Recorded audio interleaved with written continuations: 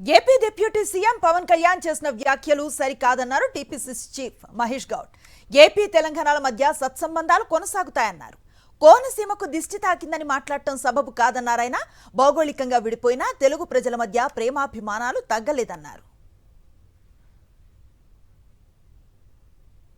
పవన్ కళ్యాణ్ చేసిన వ్యాఖ్యలు సరైనవి కావు. ఇప్పటికీ సత్సంబంధాలు కొనసాగుతూనే ఉన్నాయి, కొనసాగాలని కోరుకుంటాం కూడా. కోనసీమ పచ్చగా ఉండాలని కోరుకునే వ్యక్తులం మేము. కోనసీమ మీద కన్నుబడిందని, జిస్టైందని ఆ రకంగా మాట్లాడడం సబబు కాదు. పవన్ కళ్యాణ్ గారు తక్షణమే ఆ మాటలు వెనక్కి తీసుకోవాలి.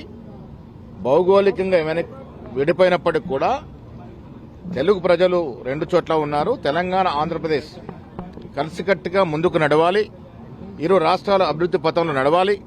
యావత్ దేశంలో మేటి రాష్ట్రాలు ఇరు రాష్ట్రాలు ముందుకు రావాలని కోరుకున్న వ్యక్తులు తెలంగాణ వాళ్ళం. ఇలా విడిపోయినప్పుడు కూడా ఆంధ్రలో ఉన్నటువంటి తెలుగు వారి పట్ల ఎవరు కూడా ప్రేమాభిమానాలు తగ్గలే.